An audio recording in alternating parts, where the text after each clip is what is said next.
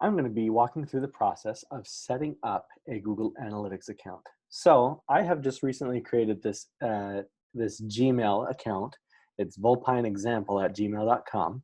And I just finished creating it so that I can walk you through the process of how to create the account. So go ahead and just go Google Analytics. This is probably honestly the easiest way to be able to find this. So if you do that, here analytics.google.com. So this top result, I'm going to go ahead and click on that. So I'm going to climb in here. Let's see, by default, it might try to sign me into some of my other accounts. So I'm going to try to make sure that that doesn't happen. This might be a poor example as far as this because it's trying to take me to these other accounts. So,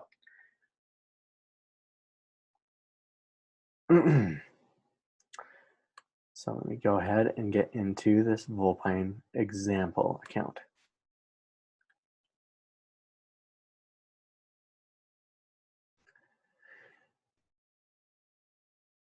Cool. So now that I've kind of come in here and I'm in the most appropriate account, I'm going to go ahead. Your screen might look something like this. Google will test things on the regular. So it's really, really common for things to just look a little bit different. Google's always testing things.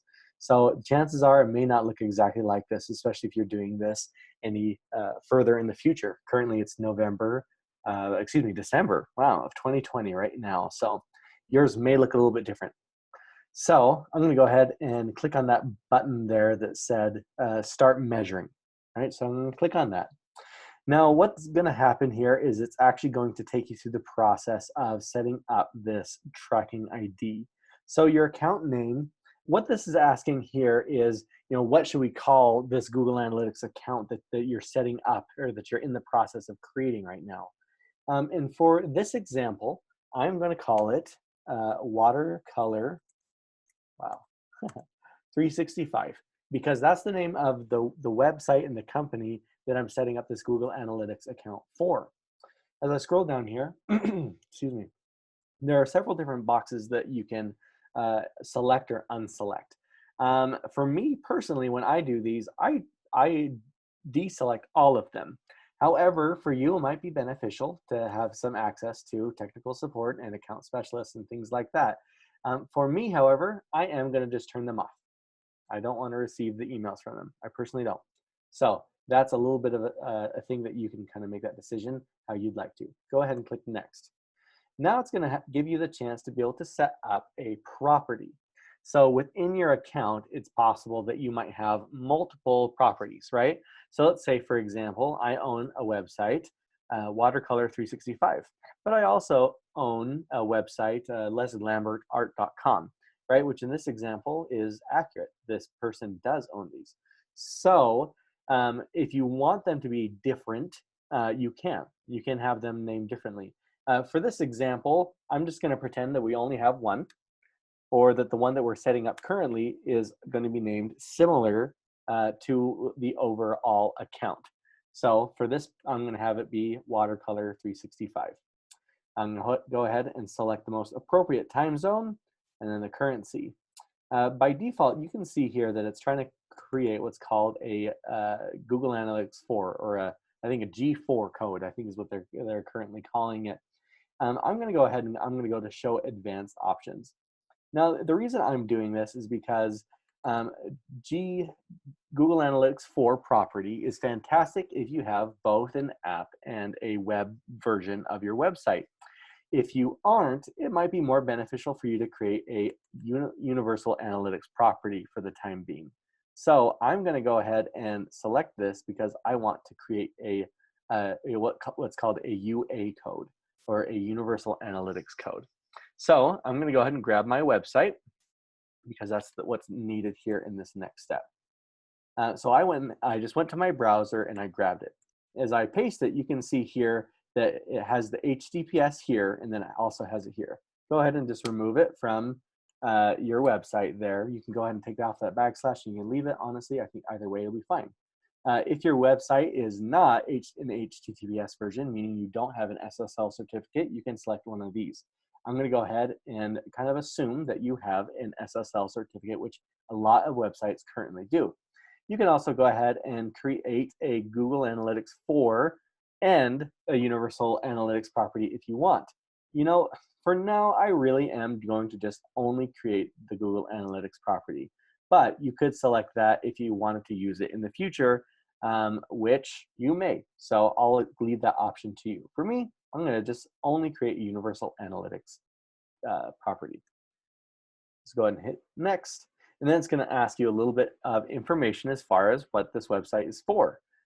Your industry. For this particular one, they are actually in arts and entertainment.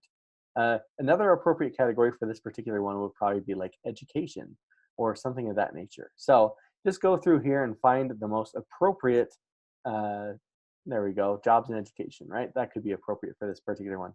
Find the most appropriate one for you and select it. But this is a particularly small business, but whatever your business size is or your company or whatever this website is for, go ahead and select the size of your organization. And then here's all the things that you might want to be doing.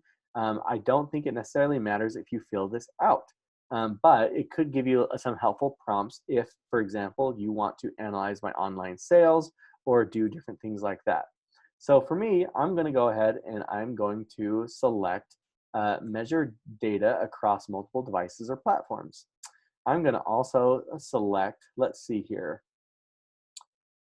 I'll go ahead and select optimize my advertising costs.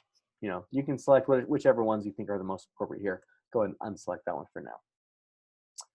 Go ahead and create it, and then it's going to bring up the terms and conditions for you that you need to accept. I can't even see them right now. There we go. Obviously you can read through these, or you can do exactly what I'm doing and just select it. Anyways, these are really important for you to check out, and I don't necessarily condone just randomly accepting terms, but I've read through a lot of these conditions in the past, and I'm not going to read through them with you right now because I don't feel like that's too terribly important. Okay, so here's the email communications. If you want people to be sending you different updates about how your property is doing and different things like that, maybe give you some suggestions. I personally don't. However, if you want to, you can go ahead and select that. So you can go ahead and just hit uncheck all and save if you want to have your settings just like me. Save.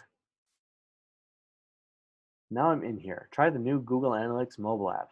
That's okay. I'm going to just hit dismiss. However, that could be great if that's something that you'd like to try out. There's a little notification telling me once again that there's this GA4 code. I'm just not particularly interested. So my apologies. So now there we go. We now currently have this website. And here's kind of the thing that you can use if you want to. This is fantastic. This is what's called your G tag or your UA code right here. So a lot of different platforms, including like Weebly, I think in Wix and kind of some of these other website builders, sometimes they'll just ask you to add in your UA code. This is it. This is the tracking ID, also known as a UA code. So, for this particular example, I am in the process of creating a website on WordPress. That's my absolute favorite platform. So to be able to use this on my website, there's a lot of different ways that you can go about setting this up. For this particular example, I am just going to select this Google site tag, or this gtag.js, which is for JavaScript. So this is a little bit of code that goes on your website. And what you need to do is you need to make sure that this is on every page of your website. And the way that's best to do that is to get it inside what's called the header, or the head, excuse me, of the website. So here it kind of gives you a little bit of instructions to say put it inside the head of every web page you want to track. So in WordPress, the way that you do this, and the way that I'm going to demonstrate here is you go in here, and I'm assuming, of course, that you are an admin and an editor of these files, and you have all the appropriate privileges and stuff to be able to edit this. Come over here to the left and find theme editor. I'm going to go ahead and do that. In the meantime, I'm going to select this Google Analytics code. So I'm on a Mac, so Command C, Control C if you're on a PC. And I'm going to wait eternity for this to load. Just kidding, it's not that long. It's not a big deal. Okay, it's getting a little more. So now that we've created this Google Analytics tag, we have that copied and pasted, and we're copied, excuse me. We're going to look for the head. Where you go to be able to find this in WordPress, make sure that you have the right theme selected, whichever one that is. I'm currently using Salient, and that's the theme that I need to look at. I'm going to come down here, and I'm going to look for theme header, header.php, and select that. Once again, this needs to be inside what's called the head element of your HTML. So I'm going to let that load, and what that's going to do is it's going to bring up this particular file where I need to paste this, excuse me. What the instructions say here is copy and paste as the first item into the head of every web page you're tracking. I don't think it really matters a whole lot if it is necessarily the first thing, but I'm going to follow the instructions here. I imagine anywhere inside this head would probably work. So I'm going to go ahead, and here's the head, right? And the way that you can kind of find this is you just literally search head, right? That will help you be able to find it. And then in kind of a similar fashion, here's kind of the HTML code that ends this head. So anywhere in here would probably work. However, it says to add it as the first thing. So Command C or Control V, whatever you need to be able to get this code added here into this. So I'm gonna just move these over a little bit because I like the way that's nested better. That looks pretty good to me for the most part. So then make sure to scroll down at the bottom and hit update file if you're using a WordPress website. That will then save this file, and it's going to give me a little notification here in a moment that that is exactly what has happened. And by here in a minute, I mean a really long minute.